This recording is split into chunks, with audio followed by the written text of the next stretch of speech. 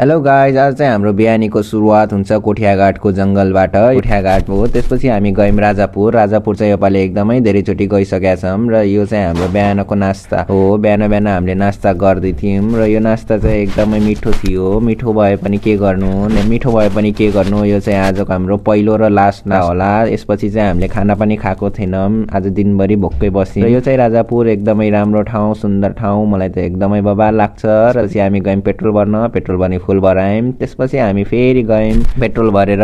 यो चाहिँ नेपालगञ्जको भ्यू हो गाइज। यो चाहिँ नेपालगञ्ज सेन्टर एरियामा छ। यहाँ चाहिँ एकदमै केही नयाँ चिज बन्नेवाला छ फ्युचरमा। तपाईँले क्याफे पाउन सक्नुहुन्छ, गेमिङ जोन जे हुनसक्छ त्यो चाहिँ बन्छ। यदि तपाईँले सजेसन गर्नुहुन्छ भने त्यो पनि बन्छ फ्युचरमा। यताबाट चाहिँ हजुरको हनुमानको मूर्ति पनि देखिन्छ भर्खर बनिरहेको नेपालगञ्जमा।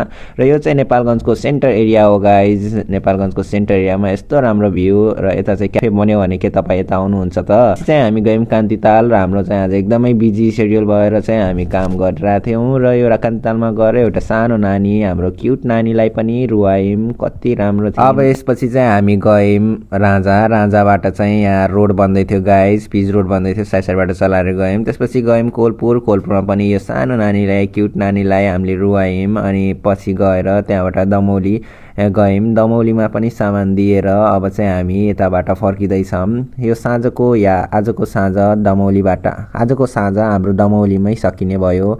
आजको यो साँझ यस्तो राम्रो भ्यू सँगसँगै यो चाहिँ दमौलीको स्कुल हो गाइज। दमौलीमा पनि एकदमै ठुलो स्कुल छ है।